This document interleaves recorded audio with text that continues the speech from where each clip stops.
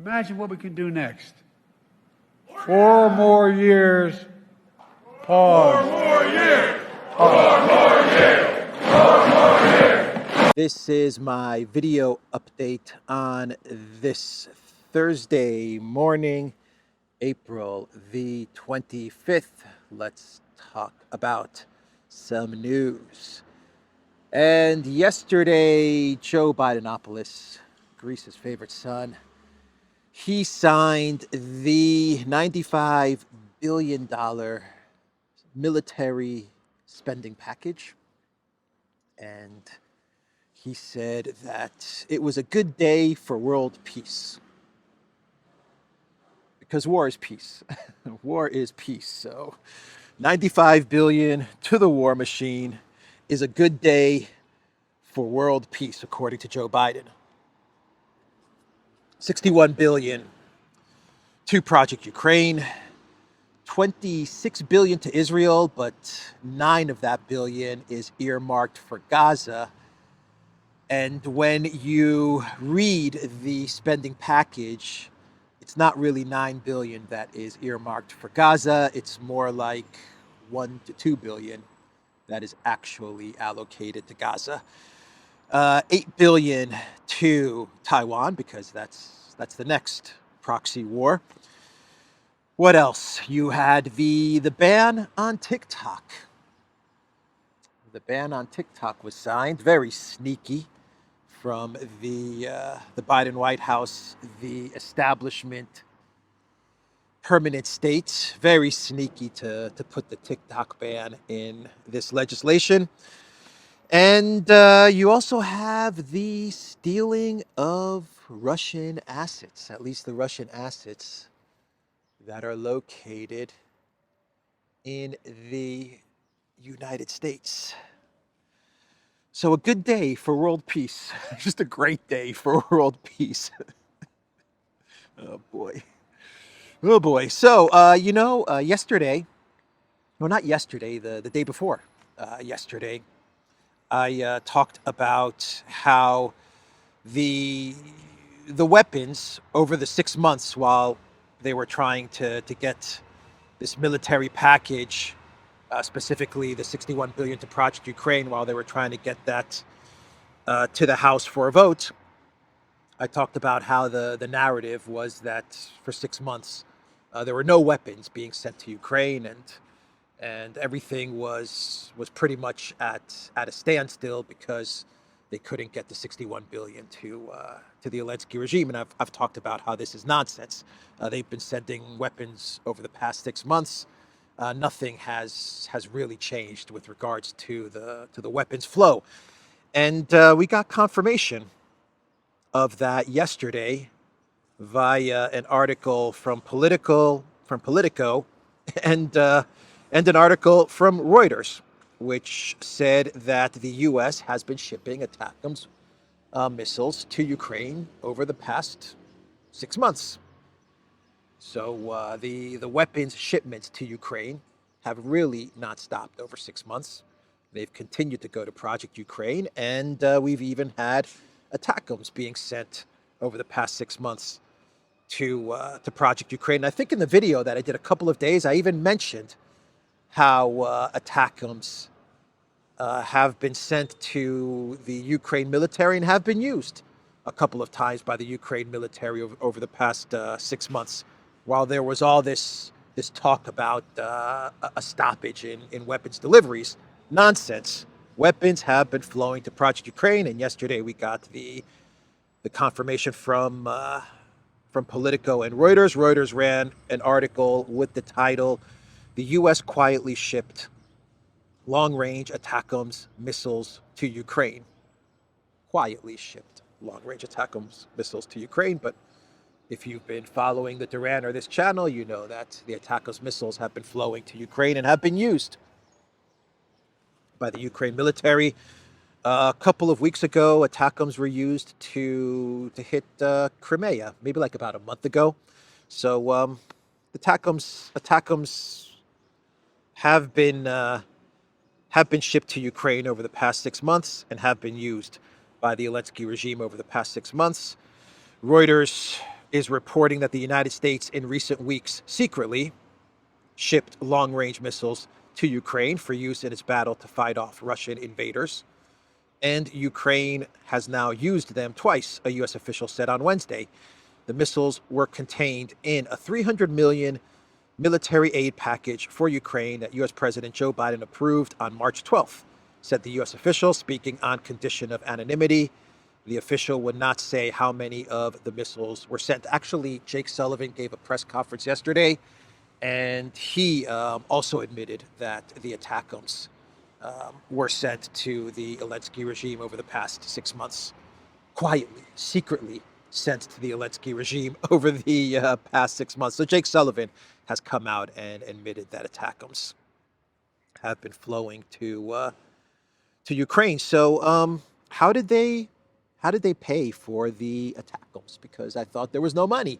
Where did they find the $300 million to pay for these ATACMS? Because, you know, if you can't pay for them, then you absolutely cannot send them to Ukraine, right? Biden is wanting to send the ATACMS. The Biden White House wants to send all the weapons to Ukraine, but they just can't pay for them. They just can't print the money. They're not allowed to print the money. They can't find the money to pay for these weapons. So where did they find the money to send the ATACMS to Ukraine? Where did they find this cash? Reuters is reporting that the challenge at that point was to figure out how to pay for the missiles. The United States had exhausted all of its funding options, and congressional gridlock stymied further aid. An opportunity arose in March. Wow, an opportunity arose in March when several Pentagon contracts came in under bid. Biden was able to use the difference to send $300 million in assistance to Ukraine. Biden told his team to include the long-range ATACMS in this funding package, but to do so secretly in order to maintain operational security and the element of surprise for Ukraine, the official said.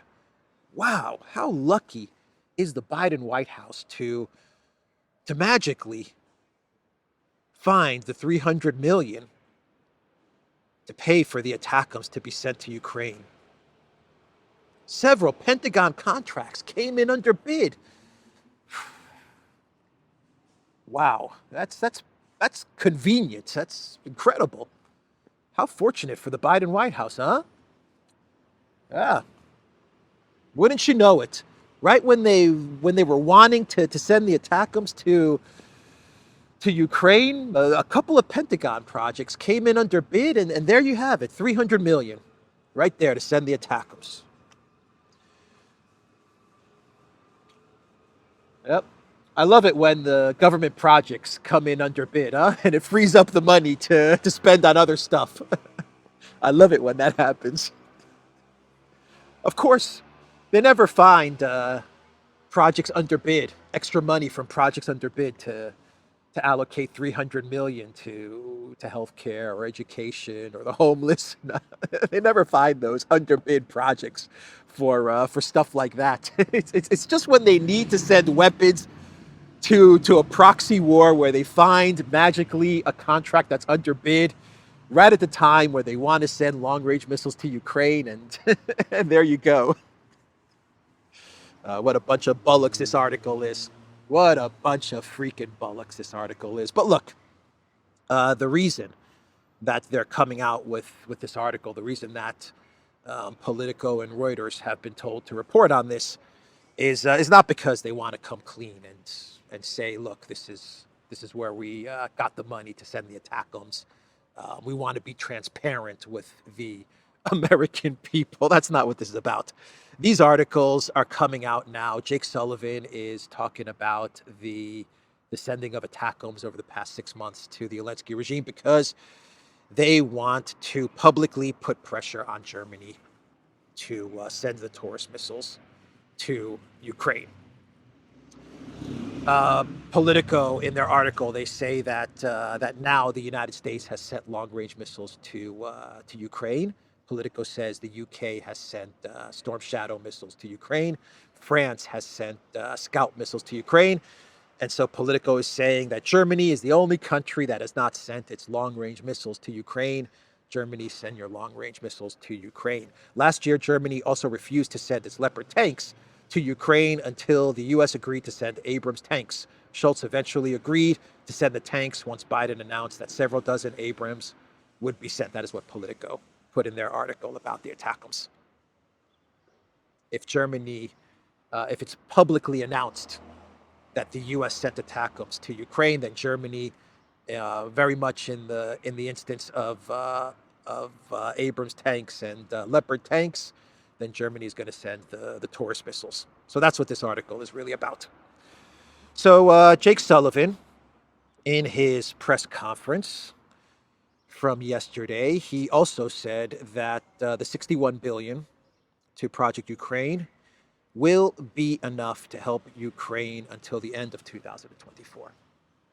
So the election campaign guy, Hillary Clinton's election guy, is basically saying that the money, what the money is all about, at least from a Biden White House campaign perspective, is keeping Ukraine afloat until November 2024. And they believe that the $61 billion is just the right amount to get Ukraine over the election hump that is coming from campaign foreign policy wonder boy Jake Sullivan.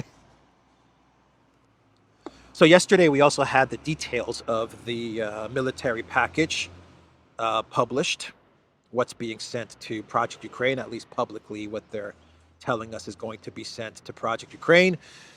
I took a look at the list, and I guess I'm going to wait for Brian Berletic's video on the new Atlas, because he always does an amazing job going over all the items that are being sent to the Zelensky regime. But a lot of ammo, Bradleys, stuff for the F-16s. This was interesting. There was stuff for F-16s, like airfield support equipment, which hints at preparation of airfields for the arrival of the F-16s. I didn't see, interestingly enough, I didn't see anything connected to Patriot air defense systems. I could be wrong about that, but when I looked at the list, I didn't see anything connected to Patriot air defense, which the Zelensky administration has been going on about this for forever now. The Patriots, we need Patriots, we need 25 Patriots, we need 125 Patriots. We found 7 Patriots, we found 3 Patriots. In this package, nothing really connected to Patriots. I could be wrong there, but on my first look, my first and second look, when I went through it, nothing connected to Patriot air defense. So Peskov, he said that the weapons being sent to Ukraine, of course, is going to make no difference in the conflict. He was speaking to Russian media on Wednesday, and he said the situation on the battlefield is too eloquent and unequivocal, but we never tire of repeating that all these new batches of weapons, which are likely ready by now, won't change the dynamics on the front line. I like how he says we never tire of repeating that these weapons will make no difference. Interesting statement from Peskov.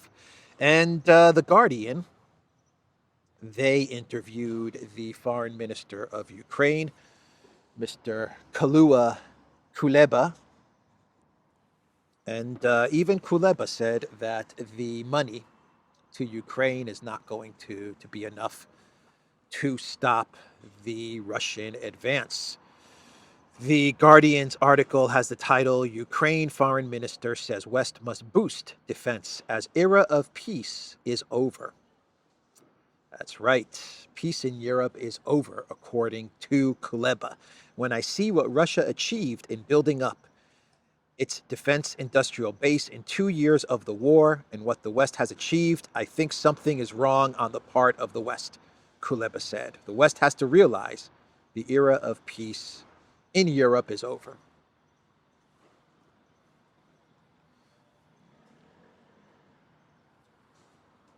The reason why Russia is outproducing the entirety of the collective West, Kuleba, is because Russia has the capacity to outproduce the the entirety of the collective West, the EU and the US combined. That's why.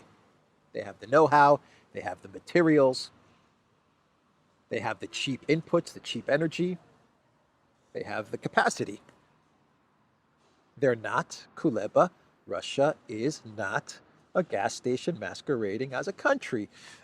That's the reason why Russia is outproducing the entirety of the collective West, and that's why Russia will continue to outproduce the entirety of the collective West. Kuleba hasn't quite understood that, which is very interesting. He also talked about Mike Johnson. He said, I think Mike Johnson did a good thing for America and for the world, Kuleba said. Asked why he thought Johnson changed his mind after opposing aid for 6 months, Kuleba suggested religion may have played a role. Yeah, it was a religious thing. It was a religious thing that changed Mike Johnson's mind. God spoke to him. We need to get money to the war machine. And Johnson said, yes, okay, let's get some money to the war machine. That was it. Religion. Oh boy. So then they started to ask Kuleba, the Guardian, ask Kuleba about Trump. And this is what Kuleba said. I don't know what's going to happen tomorrow or how political elites in the U.S. will behave. What we learned from the first tenure of Donald Trump as president is there is always a way out of any crisis. We've been so many things since 2014 when the war with Russia began that without exaggeration, we are ready for anything. He acknowledged that his personal interactions with Trump's team had been minimal, a quick chat, but noted that Zelensky had invited Trump to visit Kiev. So in the statement from Kuleba, he's saying that even if Trump were to become president, they would find a way out of a crisis in dealing with Trump. They don't want Trump to become president. Zelensky doesn't want Trump to become president. But that's not the interesting part to this statement. I thought the interesting line in the statement, why I highlighted it, is because Kuleba says, we've been so many things since 2014, when the war with Russia began. An admission from the foreign minister of Ukraine that the conflict with Russia, the war with Russia, began in 2014. Thank you, Mr. Kuleba. And finally, in this Guardian article, Kuleba lays out Zelensky's war strategy, though I would call it Zelensky's hope strategy. This is Zelensky's plan to win the war. The minister said Putin would only engage in meaningful talks when his military position was close to collapse. To get to this point, Ukraine had to pursue a twofold strategy: success on the battlefield and a coalition of countries to back Zelensky's peace formula of a Russian withdrawal, reparations, and a war crimes tribunal. That's the plan. That's the twofold strategy from the Zelensky regime to defeat Russia. Win on the battlefield and get the international community to agree to Zelensky's peace proposal, which is really his capitulation plan. Reparations and the war crimes tribunal. That's what Zelensky is aiming for. And that's the twofold strategy, according to the foreign minister Kuleba. This is the hope strategy. This is the hope strategy. This is not a strategy to victory. This is a strategy based on hope. I don't know. Maybe he needs to talk to Mike Johnson so that Mike Johnson can work some of that religious magic that Kuleba was talking about. Anyway, money for Taiwan. We had $8 billion in Biden's package going to Taiwan that he signed yesterday, and he signed this package on the very day that Anthony Blinken arrived in China. $8 billion to Taiwan, signed by Professor Biden on the same day that Blinken touches down in China. How's that for optics? And so when Blinken arrived in China, he was greeted by he was greeted by Chinese, man, China. Oh boy. By the Shanghai Foreign Relations chairman or someone in the Shanghai Foreign Relations Department. No red carpet, none of that stuff, man. None of that stuff. Blinken got off the plane and he was greeted by some guy in the Shanghai party and in the Foreign Relations Department. I think didn't Olaf Scholz at least get greeted by the deputy mayor of what city did Olaf Scholz visit anyway? He got greeted by the deputy mayor of the city that he visited. Blinken gets greeted by some guy in the Foreign Relations Department. I wonder how that conversation went down in the Chinese government. I wonder how that went down. Who should we get to meet Blinken at the airport? Hey, call up the Shanghai Foreign Relations Department. Let's see if there's anyone there that has a couple of hours in their lunch break to go to the airport and meet Blinken.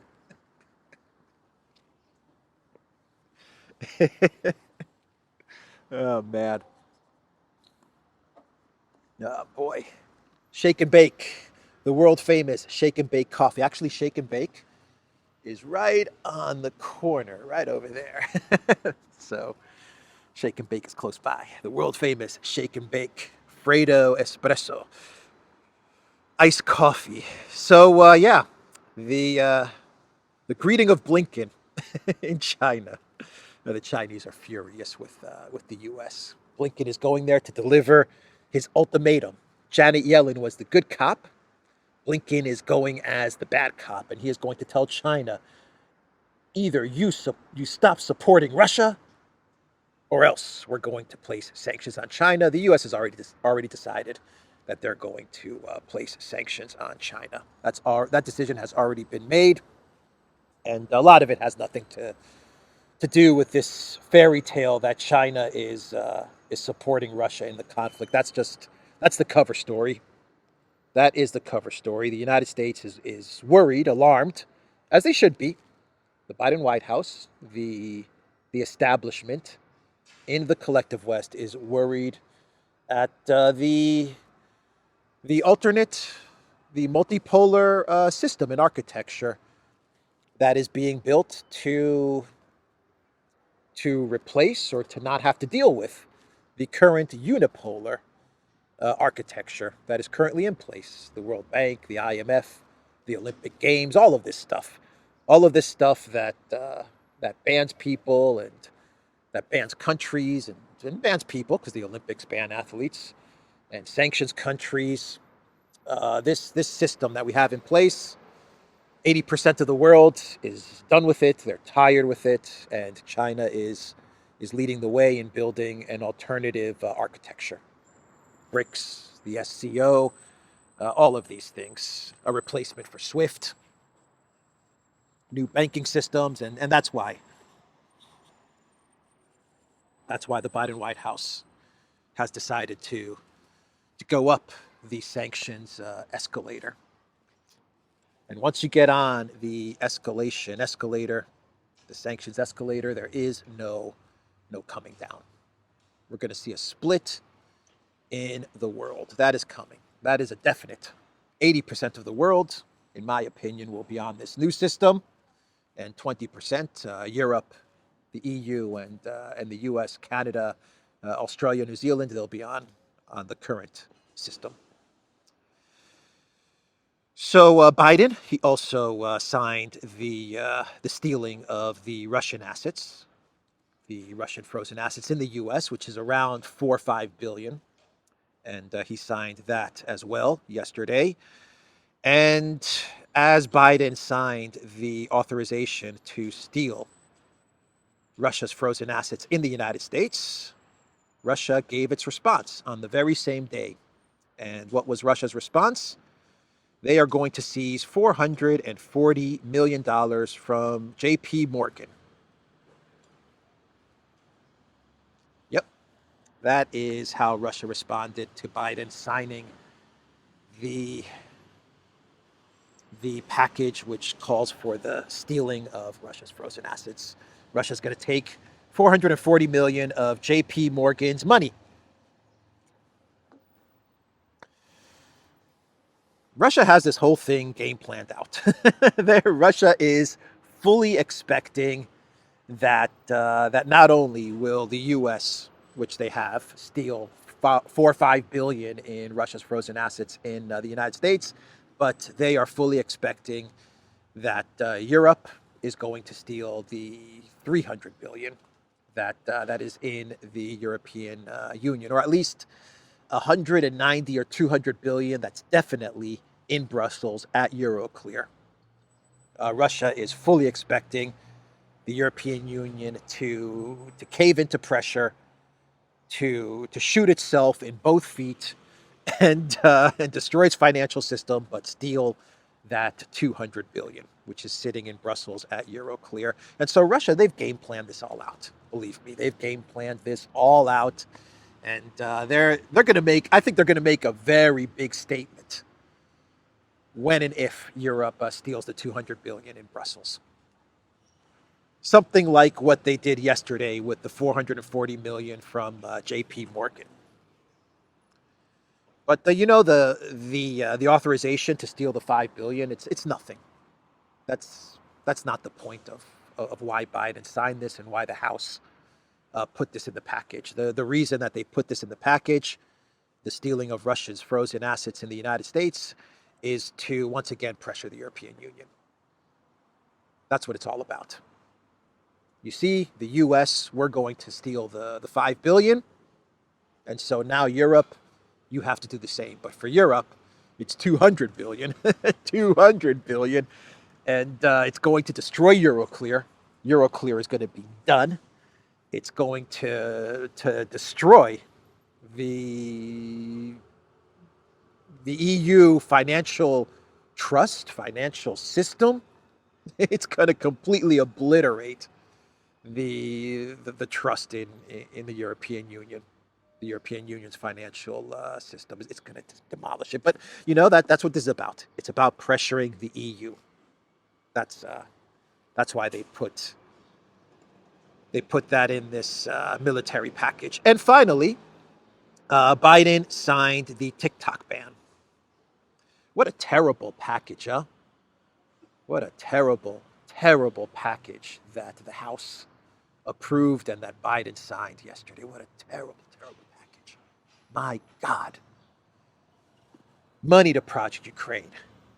Money to Israel to fund the war machine in Ukraine, in Israel.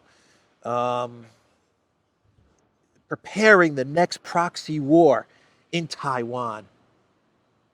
The censorship and banning of social media. The stealing of assets. My God. What a disastrous package this was. Anyway, he signed the TikTok ban.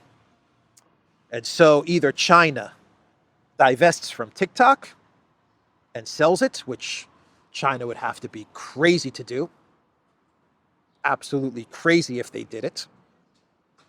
Or that's it for TikTok in the US. The app stores will start to kick TikTok off the app stores because there's going to be all kinds of fines and everything with TikTok. Something like, I was watching, I believe it was Kim Iverson, her show, and I think she said that the package says that there'll be a $5,000 fine per user, per TikTok user, I think to the app stores, to Apple and Google, if they keep them on the app store, once this ban goes through in like 6 months.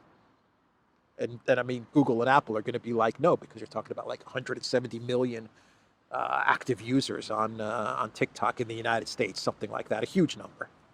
It's just a massive social platform, TikTok. So the the package, this TikTok ban that Biden signed yesterday, yes, it is, a part of it is about China, right? It's about bullying China. It's about the Biden White House daring China to tell to say no, we're not going to divest from TikTok. Right? This is the dare that the Biden White House is throwing at China. Let's see if you actually divest from TikTok, then we've got you. Then we know that we're stronger than you. Right? This is the game of chicken that they're playing. But we dare you. We dare you to take TikTok away from the U.S. market. And I think China will do that. I think China's going to say, you know what? Fine. You don't want TikTok? See you later. We're not going to give up the algorithm. We're not going to divest from it. But we'll see. If China folds, then it's a big win for the Biden White House, a very big win. And they're going to want to extract more from China after that. So there's a part of this which has to do with China. But mainly what this is all about is laying the groundwork for going after other social platforms, after other websites. It's not only about social platforms. It could be about any business, actually.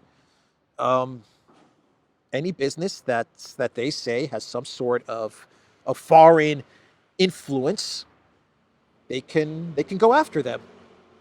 And so David Sachs, in a post on Twitter, on X, he asks what I believe is the big question, and I'm curious to see your response in the comments down below. What will be the next website or app to be banned under the sweeping censorship powers created by the TikTok bill? Obviously, it doesn't end here.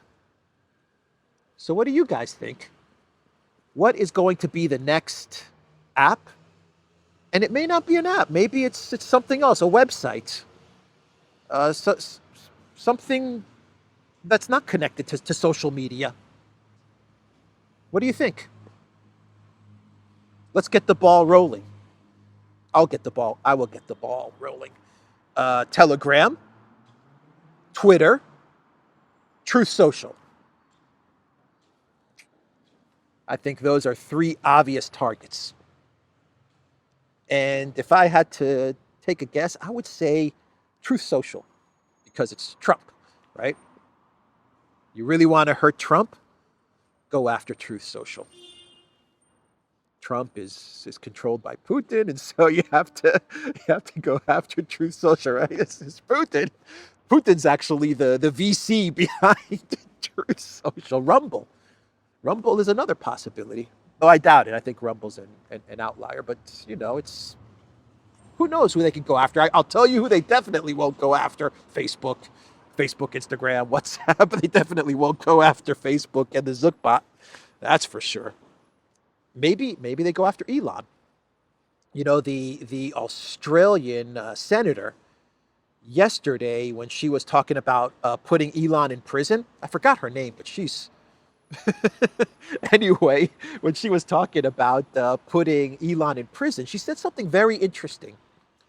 She said that Australia is waiting to see what the U.S. is going to do with TikTok, and then we're going to move against X, Twitter X. You see how all of this is shaping out? All right. So look, I think all the news that I just talked about, it all hits on the 95 billion package. Everything that I talked about is all connected to this disastrous, shameful, disgraceful $95 billion dollar military spending package, and much more. It's much more than just a military spending package. It's a censorship package. It's a theft package, a destruction in the financial systems of the collective West package. This is about the worst package that I could have ever imagined. But there you have it.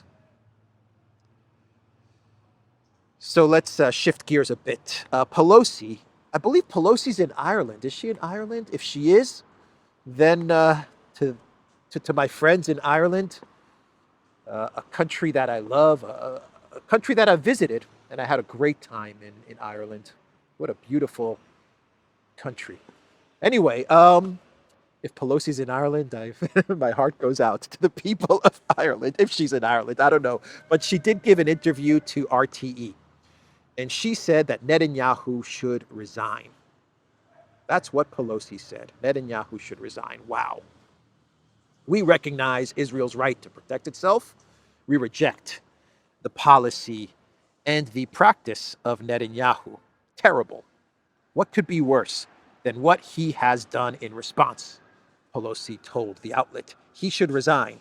He's ultimately responsible, she added. When asked if Netanyahu is a block to peace, Pelosi replied that he has been for years, adding that she doesn't know whether the Israeli leader is afraid of peace, incapable of peace, or just doesn't want peace. She went on to argue that Netanyahu has been an obstacle to the two-state solution. I emphasize the word solution, Pelosi said.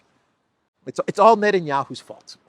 It's all Netanyahu's fault. None of this has to do with $26 billion to Israel and this military package. None of this has to do with Biden's blank checks to Netanyahu, his foreign policy in dealing with Israel. Nope. None of this has to do with Biden, the Biden White House, the Democrats. No. Please vote for Biden.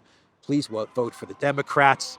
Don't blame Biden. Don't blame the Biden White House. Let's blame this all on Netanyahu, who absolutely takes a lot of blame, but it takes two to tango. And while Netanyahu's to blame on one side for this catastrophe, Biden and the Biden White House is to blame on the other side. But Pelosi, she doesn't want anyone to blame Biden. Pelosi, man, she will protect. She will always protect the establishment, especially the Democrat Party establishment. So quite a statement from Pelosi. They're trying to put all the blame on Netanyahu.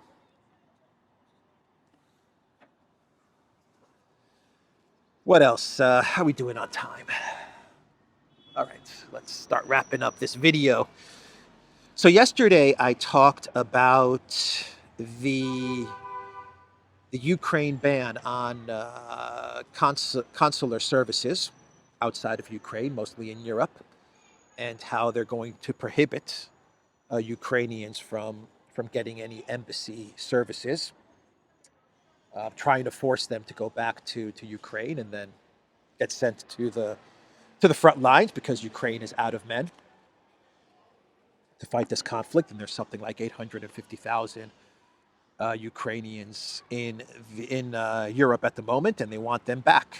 They want them back so they can send them to the front lines. So they've cut off their consular embassy services, expired passports, IDs, any other type of documentations. Pretty soon they're going to cut off their banking services. That's going to come as well, in an effort to force them to go back to Ukraine, because they've become, essentially these people, the Ukrainians living in Europe, they've become persona non grata. They're people without a country, without a state. And I said in my video yesterday, very interesting, I said in my video yesterday, you watch.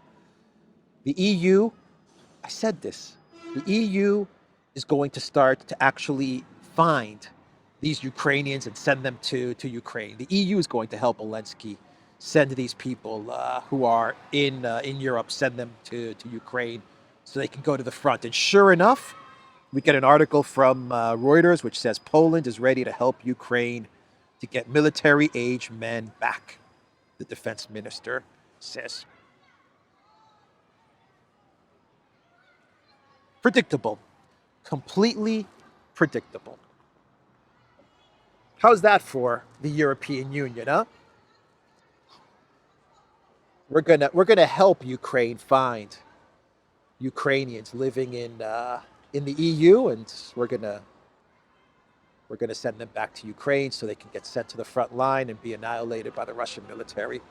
Shameful and disgraceful. The rules-based order, the EU values at work, right? And of course, Poland is saying, we'll do it. The Polish defense minister is like, yeah, we'll help out. Now, the cynical side of me, and I'm being very cynical here. I'm not saying this is the case, by the way. I'm just being cynical. Um, this would be a way for Poland to easily capture the west of Ukraine, wouldn't it? That's just the cynical side of me. Anyway, let's let's do some let's do a clown world, and we'll wrap this video up. And maybe I should go for a walk and let the kids have fun here as we do our clown world.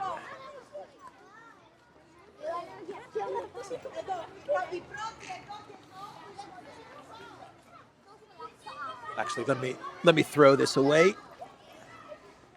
So the clown world has to do with Australia. And Albanese Albanese made a fool of himself yesterday. What a fool of himself. Oh boy.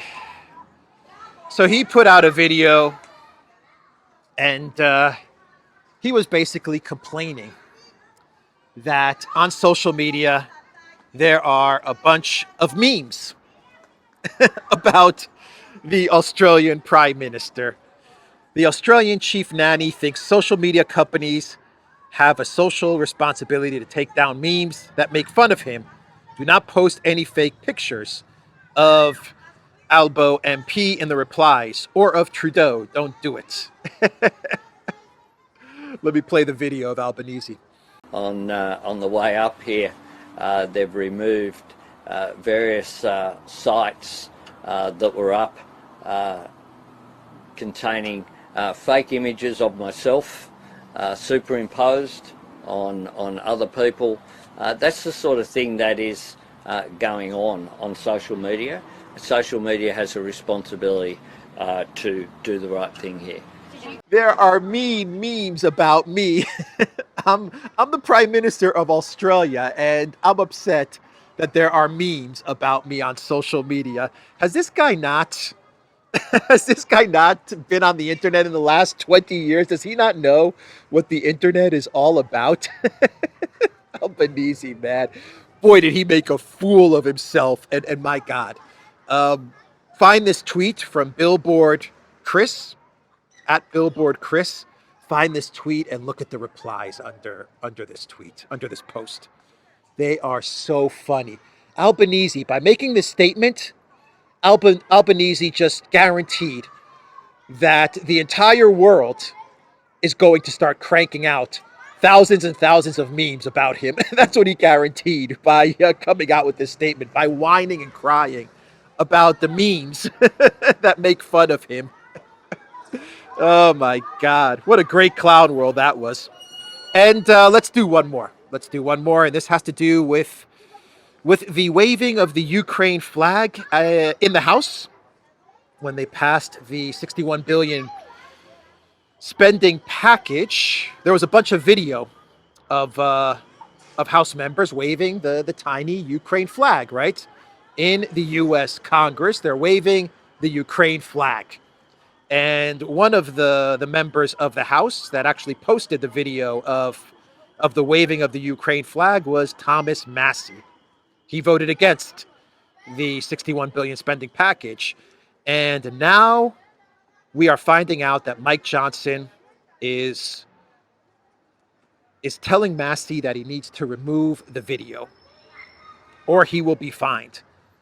Massie posted on Twitter X, instead of fining Democrats for waving flags, the House Sergeant at Arms just called and said, I will be fined $500 if I don't delete this video post.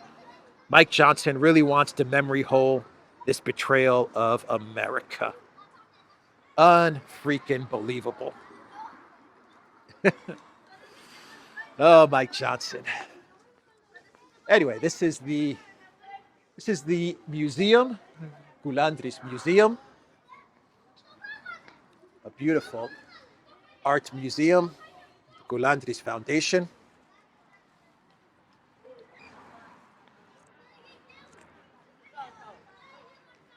So which artist do you like? Which artist do you like? Degas, Picasso, Pollock, Chagall? I like Chagall. Chagall is the best for me. They're all fantastic. Kandinsky, wow. Miro, and Bacon. A fantastic museum. If you're in Athens, this is a must. All right, everybody, that's the video, theduran.locals.com. We are on Rumble, Odyssey, BitChute, Telegram, Rockfin, and Twitter X. And go to the Duran shop, pick up some EU Day meme t-shirts. Very fun. Shirts to celebrate Europe Day. You can find that at the Duran shop. The link is in the description box down below. Take care.